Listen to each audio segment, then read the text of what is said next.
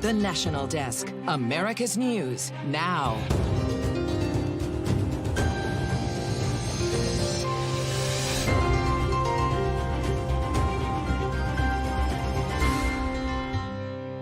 Kamala Harris takes a monumental step towards officially becoming the Democratic nominee as we wait to hear her announcement on a VP running mate. I know she will make this decision, as she makes every decision, in the best interest of the American people. Why many believe that choice has already been made. As Iran promises retaliation for an assassination in their country, the U.S. prepares for what could be next. It's not just hardware. When you're adding capability to a region, you've got to add troops into that mix as well. What we're learning about what the U.S. will consider deploying as the threat of a widening war grows. And the buying frenzy for back-to-school shopping has begun. What states are allowing tax-free savings on supplies and how much the average family can expect to spend. This is the National Desk, America's News Now. I'm Amira David. Tonight, we are tracking what the National Hurricane Center is calling potential tropical cyclone 4. Right now, the disturbance in the Caribbean looking like a disorganized group of storms, but it is predicted to develop into Tropical Storm Debbie, perhaps as early as tomorrow night. Florida already declaring a state of emergency in preparation for tropical storm conditions on the west side of the peninsula. Peak surge from Miami to just north of Tampa, predicted to be 1 to 3 feet above ground level Saturday night into Sunday. And flash and urban flooding could soon result in several inches of rain. That system expected to impact northern Florida and Georgia, possibly by Monday. And we'll be following all the latest developments on this storm throughout the weekend for you. So keep it right here with us on air and online at thenationaldesk.com. In the line of fire, Northern California's Park Fire has now grown to be the fourth largest in the state's history, as it just is shy of 400,000 acres scorched. And at this hour, only 24% contained. The fire spans 4 counties and, according to CAL FIRE, has damaged or destroyed more than 500 buildings. The Park Fire is just one of 13 fires active today in California, while National Fire Interagency says there are 94 active wildfires in the United States right now. They list only 6 as contained. So far this season, almost 4.5 million acres have burned, which is a 278% increase over last year at this same time. In the investigation of the assassination attempt on former President Donald Trump, new whistleblower allegations putting the Secret Service under more intense scrutiny. National correspondent Kayla Gaskins joining us from Washington, where the new acting director of the Secret Service is making every effort to provide more clarity.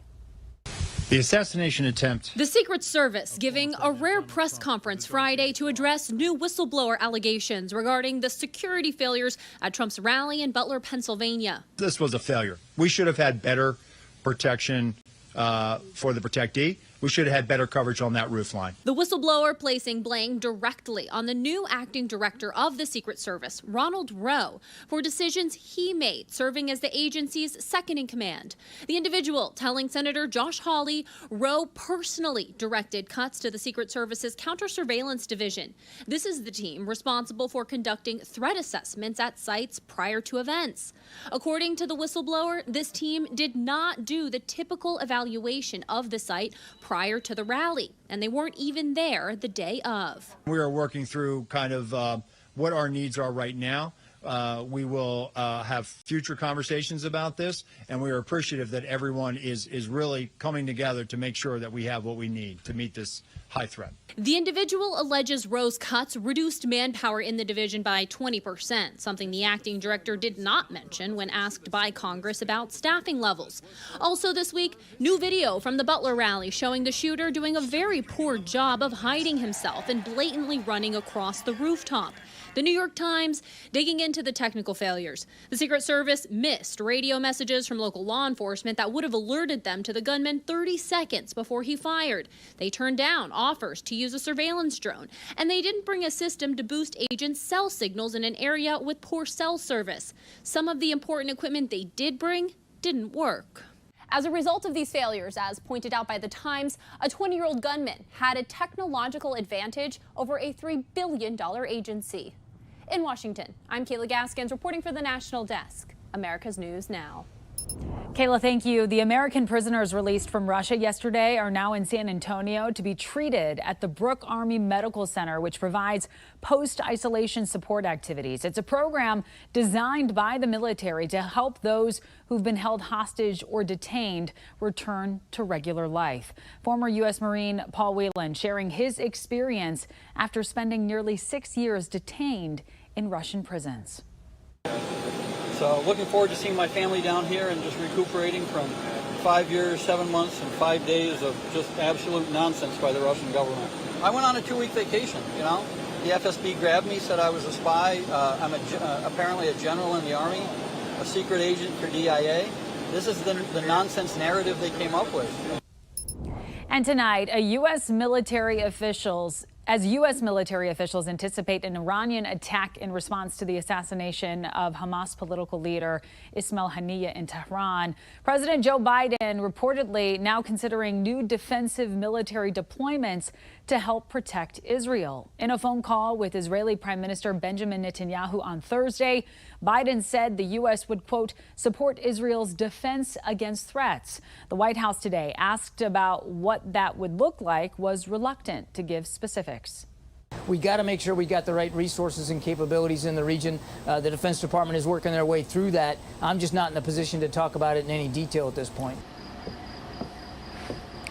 And the Air and Space Force's publication reporting tonight, it will likely be more warplanes heading that way. U.S. Air Force fighters shot down more than 70 drones launched by Iran against Israel in April.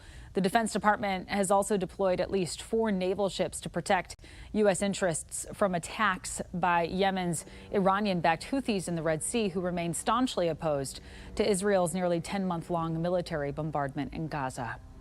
New tonight, the Department of Justice is suing TikTok. According to the legal complaint, TikTok broke child privacy laws by collecting data on minors younger than 13. The DOJ says TikTok makes it too easy for children to create profiles and accounts. Citing whistleblowers, the DOJ says TikTok saved more than 300,000 kid mode emails between 2019 and 2022. TikTok has denied the claims. The social media company could face up to $51,000 in fines per day if found liable. The new school year is almost upon us as educators are still dealing with the learning loss from the pandemic years. The National Desk's Farrah Walton has more about which students have the most catching up to do. Learning loss impacts from the COVID-19 pandemic are still being felt today. One group of children still dealing with those difficulties are the ones who were not yet in school when the pandemic began. He mostly just struggles in most of the aspects. He's just a little bit behind. Victoria is talking about one of her sons who was too young for school at the start of the pandemic. He actually didn't go through a full year of school until 2nd grade. It's been rough, but he's finally catching up, but there's still a lot of catch up that I notice. If you think about it, they didn't see the facial expressions that we learned by, and they were missing all of that. And I think every grandchild was affected by that. Pre-K to first graders in 2020 may have missed a critical window during which foundational skills develop, according to recent research from Curriculum Associates. They should have been picking up word sounds and reading books and reading with another adult to understand books. It was during the pandemic when everyone was wearing masks. This can lead to compounded gaps in learning over time. So we have a lot of kids that are still behind on fundamental reading skills that we are working hard to catch them up on. Coming out of COVID, we saw the dip. We knew the dip was going to come back. COVID really took us for a loop. Georgetown ISD Superintendent Dr. Devin Padaville says research shows if a student can't read on grade level by the 3rd grade, school gets harder, and so does life after school. So they're focused on improving elementary literacy. We have a priority to see every student read and write on grade level, because we know that strong readers and writers can succeed in all of their other classes. Coming up, Kamala Harris has earned enough votes to make some history, but it's her impending VP pick that everyone is talking about. The candidate many are now suspecting will take the job. Then stocks falling on a weak July jobs report, what the Labor Department is saying to calm fears. And later, Justin Timberlake back in the hot seat, appearing in court on DUI charges. Why a judge has decided to revoke his driver's license. Stay with us.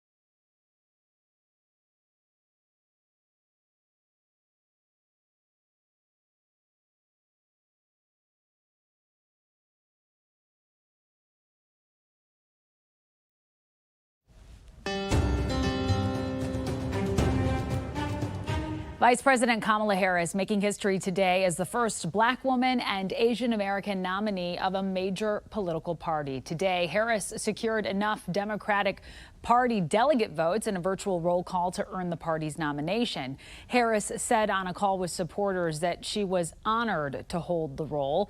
But tonight, the focus quickly shifting to the Democratic nominee's first major decision, choosing her VP running mate. Harris is scheduled to meet over the weekend with all of the top finalists for the job. This, as Axios reports, that signs are pointing to one contender, Pennsylvania's Josh Shapiro, as her likely choice. The National Desk's Atra El-Nashar takes a closer look at the potential benefits and the pushback at play. It was less than 2 years ago. Then Pennsylvania Attorney General Josh Shapiro was elected governor of one of the most politically consequential states in the nation. I am so proud to be a Pennsylvanian. Now, Vice President Kamala Harris is considering whether he can help deliver her a victory in November. I hope you're with me. Let us get to work. Thank you. Shapiro has obvious advantages. He's a popular leader of the critical swing state that carries 19 electoral votes.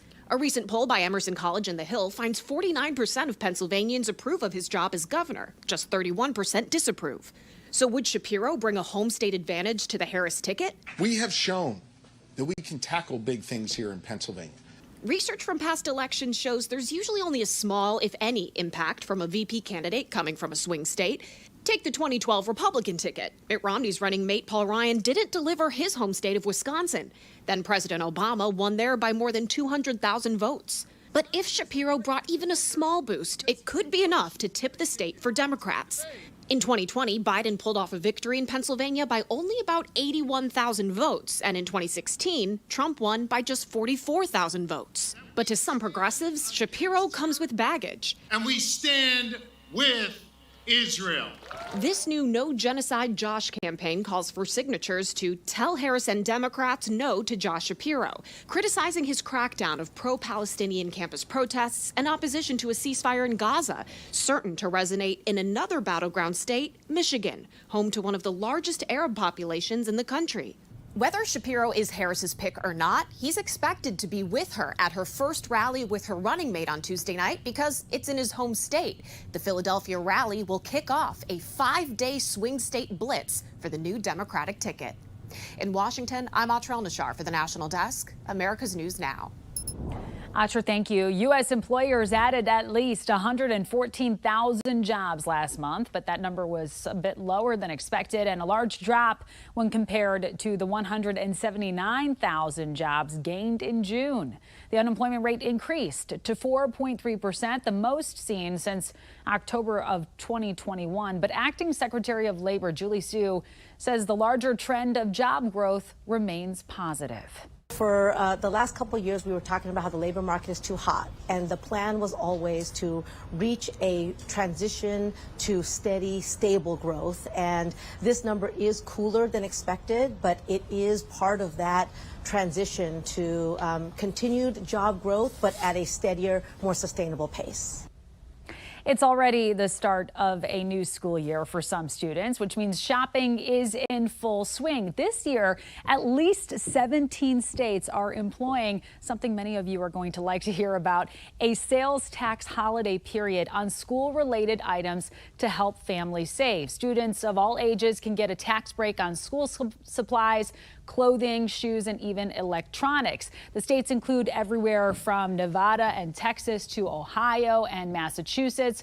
And it's important to note that each state sets its own dates in July and August for those holiday periods. So it varies, meaning you'll need to check online for what your specific state offers. As for how much you can expect to spend as a family this year, well, it's not going to be cheap. The National Retail Foundation says on average, each family looking at $900. And then in terms of how much we're expecting to see spent for the entire year, $39 billion. The NFL season unofficially kicked off last night in a weather-shortened preseason game between the Chicago Bears and the Houston Texans. But the real winner yesterday was the NFL itself, with a federal judge overturning a $4.7 billion jury verdict in the antitrust lawsuit filed by Sunday Ticket subscribers. The judge ruled key testimony from 2 witnesses for the subscribers had flawed methods and should have been left out from the jury's deliberations. Without the testimonies from 2 key witnesses, they said, quote, there's no reasonable jury that could have found class-wide injury damages. The judge also saying he would have granted a new trial based on the jury's irrational damages award. And new tonight, Justin Timberlake appearing virtually in court to enter his not guilty plea on a DUI charge heard around the world. At the hearing, the judge announced the pop star's driver's license would be suspended for refusing to take a breathalyzer on the evening of June 18th and said it would remain suspended for the length of the case. Authorities in Sag Harbor, New York say Timberlake was swerving while driving and performed poorly on a field sobriety test. Timberlake's lawyer claims the singer was not intoxicated and was wrongfully arrested. Timberlake appeared remotely from Belgium, where he's now carrying out his world tour, and the next hearing is set for August 9th. We have reporters all across the country in your neighborhoods covering the issues that matter most to you. We're taking the pulse of America, and we start in North Carolina, where residents are getting scam calls about jury duty. They seemed super official. They did not seem like they were in any kind of hurry. On Monday at around 11 a.m., Emily and her husband were shocked to receive a voice message from someone claiming to be from the Buncombe County Sheriff's Office. The message claimed that there was a pressing legal matter that required immediate attention. The issue was that I missed jury duty and that I was supposed to be there last Friday. And I obviously explained, like, I didn't get a summons, like, apologized, and I was asking just how I'm supposed to clear it up. The scammer, pretending to be an officer, then gave her an ultimatum: pay a fee or suffer the consequences. Once I paid the fees, I was going to get an email with information on how I was going to do a Zoom with the judge. Cases like this is just one of many. It's becoming more and more prominent, but always remember, nobody is ever going to say, pay money or you're going to go to jail.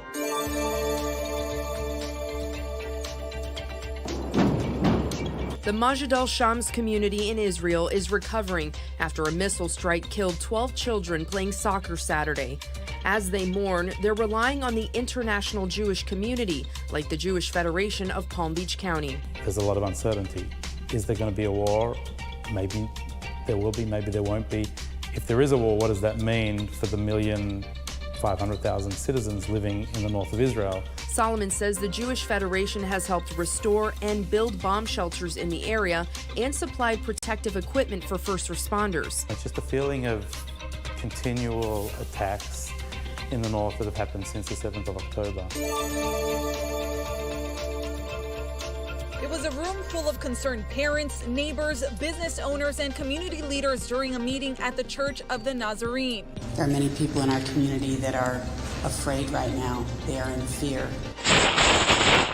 People came together after shocking surveillance video shows 4 masked suspects opened fire on 5 people as they stepped off a metro bus over the weekend. A lot of people, this is not about the new thing.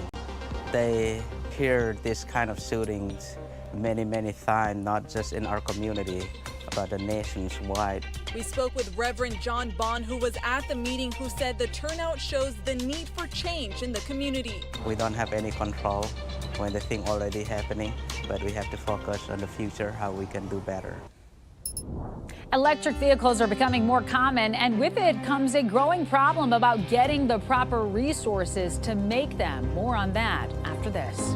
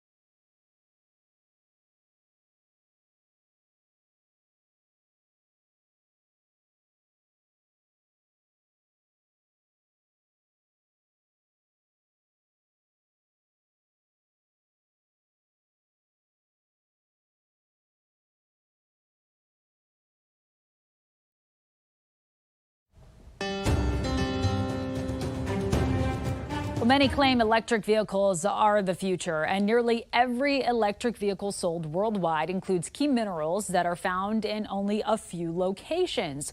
One country that holds the lion's share of 2 critical minerals is also where environmental pollution, human rights abuses, and child labor are an everyday occurrence. Mark Hyman has this exclusive report in tonight's Inside Your World Investigates. And in that particular part of the industry, there are significant problems around child labor, extorted labor, exploited labor, and of course, lots of injuries. Annika von Wittenberg is referring to mining in the Democratic Republic of the Congo. The country produces about 70% of the world's cobalt. It has virtually all known manganese deposits. Both minerals are critical to the manufacturing of electric vehicle batteries. The World Bank reports Congo is one of the poorest nations on the planet. Mining is its key revenue source. You'd be hard-pressed today to find an EV that doesn't have Congo's cobalt in it. So it's what links you, me, and all of the rest of us to the DRC. One ugly reality of that link is child labor. The U.S. Labor Department reports about a third of Congolese children as young as 5 are engaged in labor after the school day is over, or they work full-time with no schooling.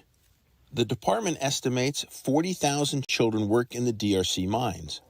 Other estimates are as many as more than 160,000 children under the age of 18 are engaged in mining. Van Woudenberg is executive director of RAID, a global nonprofit that exposes corporations for environmental harm and human rights abuses. She's lived and worked in the Congo for more than a decade and has witnessed conditions firsthand. Her in-country team has identified both worker mistreatment and environmental disasters. You shouldn't leave behind a toxic mess, a polluted environment.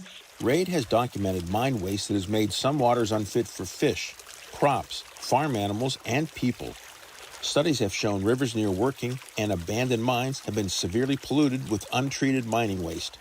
Several rivers are deemed toxic for human and animal life.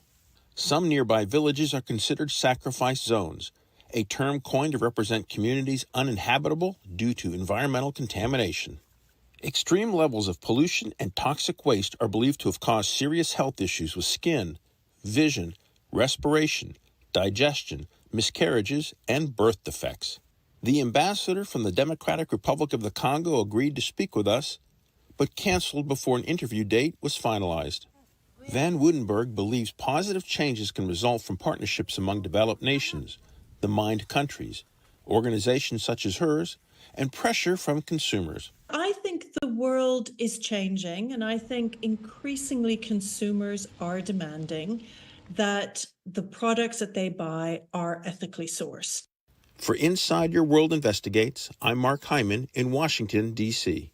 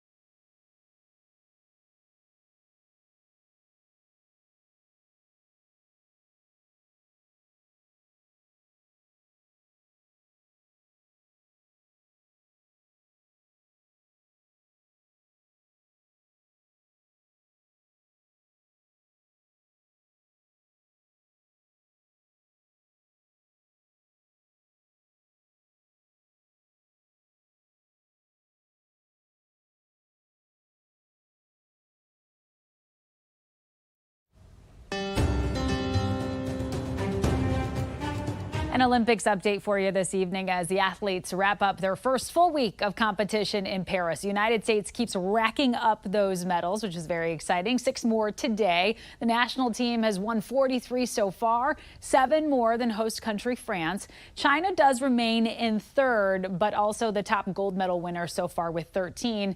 And the United States is tied for 4 with 9 golds at this moment right now. And the Olympics, of course, continue into the weekend, so happy watching to you. That does it for this edition of the National Desk. We do invite you to join us again this evening for more coverage on America's top stories. I'm Amira David, and thank you so much for watching.